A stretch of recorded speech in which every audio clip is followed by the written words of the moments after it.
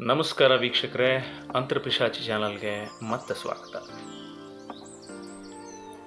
ನಾವು ಸುಮಾರು ಬೆಂಗಳೂರಿನಿಂದ 250 ಕಿಲೋಮೀಟರ್ ಸುಂದರವಾದ ಪ್ರಕೃತಿ, ಪರ್ವತಗಳು ಮತ್ತು ಹಸಿರಿನಿಂದ ಆವೃತವಾದ ರಸ್ತೆಯಲ್ಲಿ ಹಾಸನ ಮಾರ್ಗವಾಗಿ ಈ ಒಂದು ಜಾಗಕ್ಕೆ ಬರಬಹುದು. ಅದೇ ದ್ವಾರಸಮುದ್ರ, ಅಂದರೆ ಈಗಿನ ಹಳೆಬೀಡು.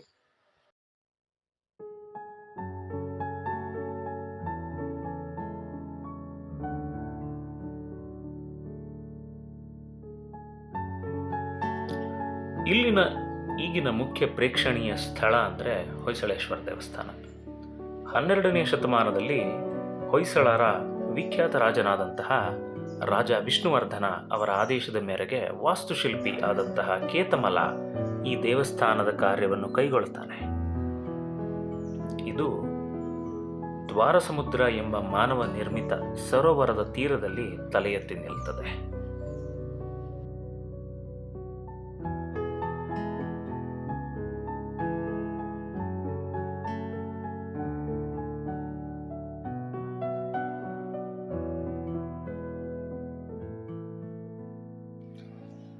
ಇದನ್ನು ಐತಿಹಾಸಿಕ ಹಿನ್ನೆಲೆಯಿಂದ ನೋಡುವುದಾದರೆ, ರಾಷ್ಟ್ರಕೂಟರ ದೊರೆ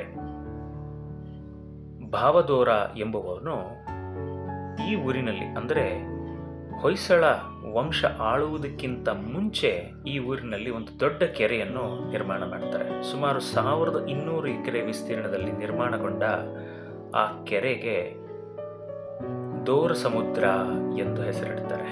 ಯಾಕಂದರೆ ಆ ಕೆರೆ ವಿಸ್ತೀರ್ಣ 1200 ಎಕರೆ ವಿಸ್ತೀರ್ಣದಲ್ಲಿ ನಿರ್ಮಾಣಗೊಂಡಿದ್ದರಿಂದ ಸಮುದ್ರದ ಥರ ಕಾಣುತ್ತದೆ. ಹಾಗಾಗಿ ಅದಕ್ಕೆ ದ್ವಾರಸಮುದ್ರ ಎನ್ನುವ ಹೆಸರು ಬಂತು. ಇದೆಲ್ಲವೂ ನಮಗೆ ಹೊಯ್ಸಳರ ಕಾಲದ ಶಾಸನಗಳಲ್ಲಿ ಉಲ್ಲೇಖವಾಗಿದೆ. ನಾವಿಂದು ಈ ದೇವಸ್ಥಾನದ ಹೊರಾಂಗಣವನ್ನು ಮತ್ತು ಅಲ್ಪ ಸ್ವಲ್ಪ ಒಳಾಂಗಣವನ್ನು ನೋಡುವ ಪ್ರಯತ್ನವನ್ನು ಈ ವಿಡಿಯೋದಲ್ಲಿ ಮಾಡ್ತಾ ಇದ್ದೇವೆ. ಈ ಊರು ಕರ್ನಾಟಕದ ಇನ್ನೊಂದು ಹೆಮ್ಮೆಯ ರಾಜಮನೆತನವಾದ ಹೊಯ್ಸಳರ ರಾಜಧಾನಿಯಾಗಿತ್ತು. ಹೊಯ್ಸಳರು 10ನೇ ಶತಮಾನದ ಆರಂಭದಿಂದ 13ನೇ ಶತಮಾನದ ಅಂತ್ಯದವರೆಗೆ ಈಗಿನ ಕರ್ನಾಟಕವೂ ಸೇರಿದಂತೆ ತಮಿಳುನಾಡು ಮತ್ತು ಆಂಧ್ರ ಪ್ರದೇಶದ ಕೆಲವು ಭಾಗಗಳನ್ನು ಆಳ್ವಿಕೆ ಮಾಡಿದರು.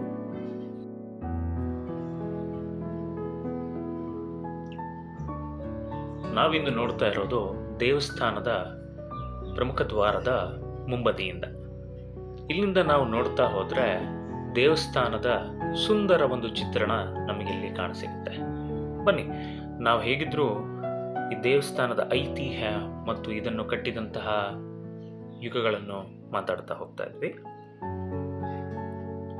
ಮೂಲತಃ ಹೊಯ್ಸಳರು ಕಲ್ಯಾಣ ಚಾಲುಕ್ಯರ ಸಾಮಂತರಾಗಿದ್ದುಕೊಂಡೇ ಅಧಿಕಾರವನ್ನು ನಡೆಸ್ತಾ ಇದ್ರು.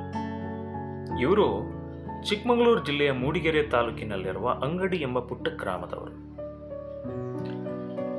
ಅವಾಗವಾಗ ಅವರ ಸುತ್ತಮುತ್ತಲು ನಡೆಯುತ್ತಿದ್ದಂತಹ ನೆರೆಶತ್ರುಗಳ ಕಿರುಕುಳ ಹಾಗೂ ದಾಳಿಯನ್ನು ತಡೆಯಲು ಅವರು ಈಗಿನ ಹಾಸನ ಜಿಲ್ಲೆಯ ಮಧ್ಯಭಾಗದಲ್ಲೇ ಸ್ಥಿರಗೊಂಡಿರುವಂತಹ ಒಂದು ಊರಿನಲ್ಲಿ ನೆಲೆಸ್ತಾರೆ. ಅಲ್ಲಿದ್ದುಬಿಟ್ಟು ಅವರು ಅವರ ಅಧಿಕಾರಿ ಕಾರ್ಯವನ್ನು ಮುನ್ನಡೆಸಲು ಕಾರ್ಯಪ್ರವೃತ್ತರಾಗ್ತಾರೆ. ಆ ಊರೇ ಇಂದಿನ ಹಳೆಬೀಡು. ಹೊಯ್ಸಳರ ಬಹುಕಾಲದ ರಾಜಧಾನಿಯಾಗಿ ಮೆರೆದಿದ್ದೇ ಈ ಒಂದು ಊರು ಹಳೆಬೀಡು.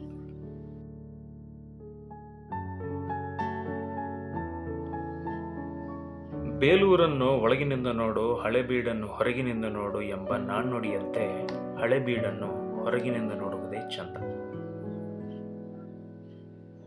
ಏಕೆಂದರೆ ಬೇಲೂರು ದೇವಸ್ಥಾನದ ಒಳಗಡೆ ಕೆತ್ತನೆ ಎಷ್ಟು ಸುಂದರವಾಗಿದೆಯೋ, ಹಳೆಬೀಡು ದೇವಸ್ಥಾನದ ಹೊರಗಿನ ಕೆತ್ತನೆ ಅದರಷ್ಟೇ ಸುಂದರವಾಗಿದೆ. ಈ ಎರಡೂ ದೇವಸ್ಥಾನಗಳನ್ನು ನಿರ್ಮಾಣ ಮಾಡಿದಂತಹ ರಾಜವಂಶ ಹೊಯ್ಸಳ ವಂಶ.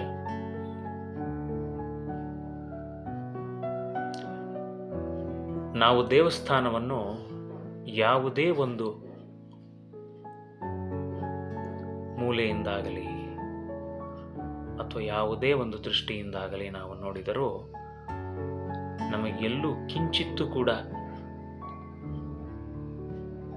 ದೇವಸ್ಥಾನದ ಕೆತ್ತನೆಯಲ್ಲಿ ಸಿಗುವಂತಹ ಲೋಪದೋಷಗಳು ನಮ್ಮ ಕಣ್ಣಿಗೆ ಬೀಳುವುದಿಲ್ಲ.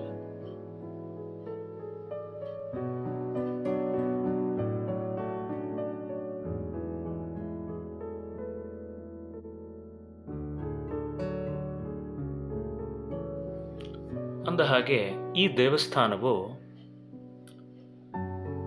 ಹೊಯ್ಸಳರ ಕಾಲದಲ್ಲಿ ಸರಿಸುಮಾರು 11ನೇ ಶತಮಾನ ಮತ್ತು 12ನೇ ಶತಮಾನದ ಮಧ್ಯ, ಅಂದರೆ ಶಾಸನದ ಪ್ರಕಾರ 1121ರಲ್ಲಿ ಕಟ್ಟಿಸಲು ಆರಂಭಿಸಲಾಗಿತ್ತು ಎಂದು ಹೇಳಲಾಗುತ್ತದೆ. 1121ನೇ ಇಸವಿಯಿಂದ ಆರಂಭವಾದಂತಹ ಈ ಒಂದು ದೇವಸ್ಥಾನ ಪೂರ್ಣಗೊಳ್ಳಲು ಸುಮಾರು 170ರಿಂದ 190 ವರ್ಷ ಬೇಕಾಯಿತು ಎನ್ನುವ ಒಂದು ಉಲ್ಲೇಖವು ಶಾಸನದಲ್ಲಿ ದೊರೆಯುತ್ತದೆ.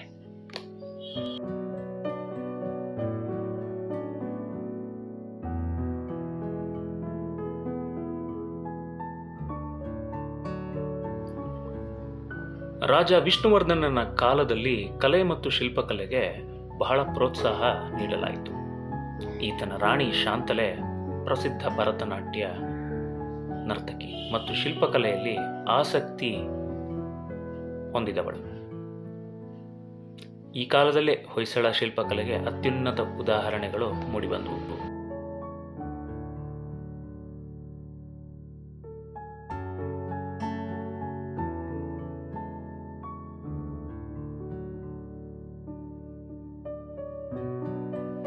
ನಾವು ಮೊದಲೇ ಹೇಳಿದಾಗೆ ಈ ಹಳೆಬೀಡಿನ ದೇವಸ್ಥಾನ ಹೊಯ್ಸಳೇಶ್ವರ ದೇವಸ್ಥಾನ, ಅಂದರೆ ಒಳಗಡೆ ಹೊಯ್ಸಳೇಶ್ವರ ಮತ್ತು ಶಾಂತಲೇಶ್ವರ ಎಂಬ ಎರಡು ಈಶ್ವರನ ಲಿಂಗಗಳು ಪ್ರತಿಷ್ಠಾಪನೆಯಾಗಿದೆ. ವಿಷ್ಣುವರ್ಧನನ ಹೆಸರಿನಲ್ಲಿ ಹೊಯ್ಸಳೇಶ್ವರ, ಶಾಂತಲೆಯ ಹೆಸರಿನಲ್ಲಿ ಅಥವಾ ನೆನಪಿಗಾಗಿ ಶಾಂತಲೇಶ್ವರ ಎರಡನ್ನೂ ಪ್ರತಿಷ್ಠಾಪನೆ ಮಾಡಲಾಗಿದೆ.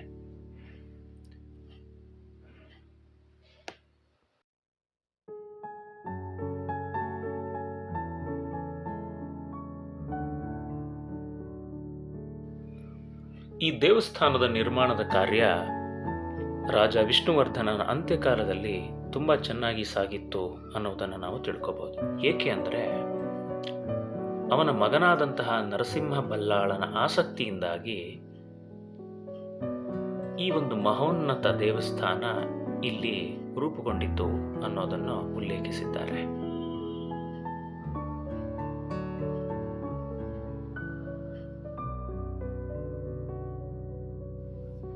ಈ ದೇವಸ್ಥಾನದ ಮೂಲ ಸ್ವರೂಪವನ್ನು ರಚಿಸಲಿಕ್ಕೆ ಸುಮಾರು 40 ವರ್ಷ ಬೇಕಾಯ್ತಂತೆ ವೀಕ್ಷಕರೇ. ಅಂದರೆ ಮೇ ಬಿ ನಮ್ಮ ಪ್ರಕಾರ ಬರೀವರಿಗೆ ಫೌಂಡೇಶನ್ ಅಥವಾ ಮೂಲ ಸ್ವರೂಪವನ್ನು ಹಾಕಲಿಕ್ಕೆ ಒಂದು 40 ವರ್ಷ ಬೇಕಾಯಿತು. ನಂತರ ಈ ದೇವಸ್ಥಾನದ ಪೂರ್ಣ ಕಾರ್ಯ ಮುಗಿಬೇಕಾದರೆ ಸುಮಾರು 170 ವರ್ಷದಿಂದ 190 ವರ್ಷ ಆಗಿದೆ ಎನ್ನುವುದು ಕೂಡ ಶಾಸನಗಳಲ್ಲಿ ಉಲ್ಲೇಖವಾಗಿದೆ. ಅಂದರೆ ಸರಿಸುಮಾರು 4 ತಲೆಮಾರು ಈ ದೇವಸ್ಥಾನದ ರಚನೆಗೆ ದುಡಿದಿದ್ದಾರೆ.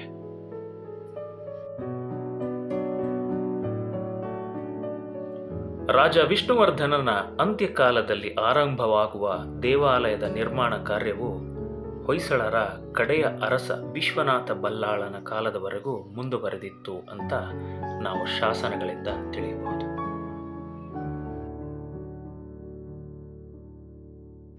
ಈ ದೇವಾಲಯದ ನಿರ್ಮಾಣಕ್ಕೆ ಬಳಪದ ಕಲ್ಲು ಬಳಕೆಯಾಗಿದೆ. ಇದನ್ನು ಸೋಪಾ ಸ್ಟೋನ್ ಅಂತಲೂ ಕರೀತಾರೆ.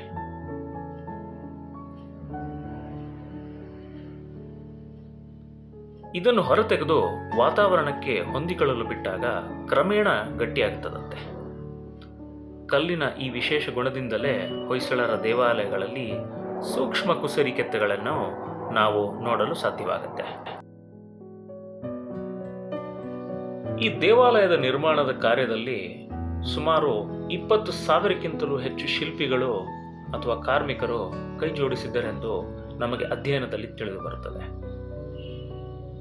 ಕಲ್ಲು ಹುಡುಕುವವರು, ತರುವವರು, ಮೊದಲನೇ ಹಂತದ ಕೆತ್ತನೆ ಮಾಡುವವರು ನಿರ್ದಿಷ್ಟ ಜಾಗದಲ್ಲಿ ಜೋಡಿಸುವವರು, ಅಂತಿಮ ಹಂತದ ಕೆತ್ತನೆಗಾರರು, ಎಲ್ಲರೂ ಕುಸುರಿಗಾರರು ಎಲ್ಲರೂ ಈ ಒಂದು ದೇವಸ್ಥಾನದ ಕಾರ್ಯಕ್ಕೆ ಕೈ ಜೋಡಿಸಿದ್ದಾರೆ.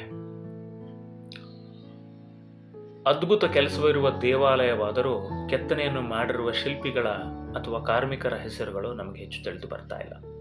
ಒಂದೆರಡು ಶಾಸನಗಳಲ್ಲಿ ನಾಗೋಜಾಚಾರ್ಯ ಎಂಬ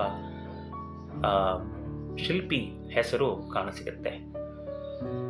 ದಂತಕಥೆಗಳ ಪ್ರಕಾರ ಜಕಣ್ಣಾಚಾರ್ಯ ಮತ್ತು ಡಂಕಣ್ಣಾಚಾರ್ಯ ಎಂಬುವರು ಇದರ ಹಿಂದೆ ಇರುವಂತಹ ಶಿಲ್ಪಿಗಳು ಎನ್ನುವುದು ನಮಗೆ ತಿಳಿದು ಬರುತ್ತೆ.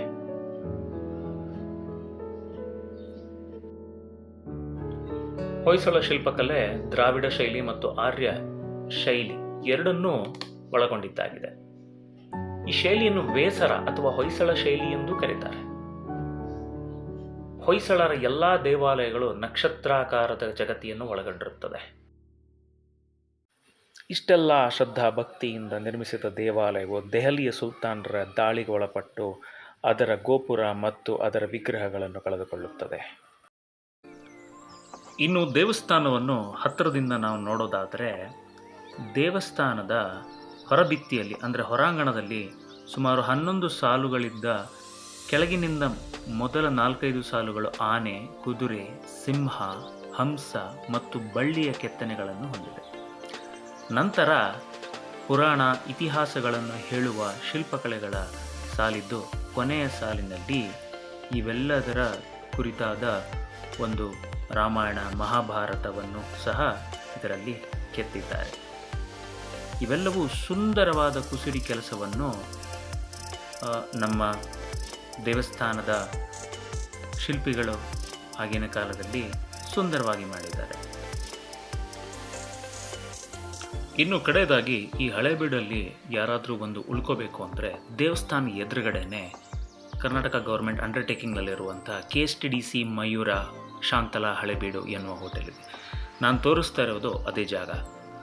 ಈ ಹೋಟೆಲ್ ಎಷ್ಟು ವಿಶಾಲವಾಗಿದೆ ಮತ್ತು ಪ್ರಕೃತಿಯ ಮಡಿಲಲ್ಲಿದೆ ಅಂತಂದರೆ, ಈ ಹೋಟೆಲ್ ಕೂಡ ತುಂಬ ಒಂದು ಪ್ರಶಾಂತವಾದ ವಾತಾವರಣವನ್ನು ನಮಗೆ ಕೊಡುತ್ತೆ. ಬೈ ವಾಕಿಂಗ್ ಡಿಸ್ಟೆನ್ಸ್ನಲ್ಲಿರುವಂತಹ ಈ ಒಂದು ಹೋಟೆಲ್ ಅಂದರೆ ಮೇನ್ ಅಟ್ರಾಕ್ಷನ್ ಆಗಿರುವಂಥ ಹೊಯ್ಸಳೇಶ್ವರ ದೇವಸ್ಥಾನದಲ್ಲಿ ಬೈ ವಾಕ್ ಎದುರುಗಡೆನೇ ನಮಗೆ ಇದು ಕಾಣುತ್ತೆ, ಡಿಸ್ಟೆನ್ಸ್ನಲ್ಲಿದೆ.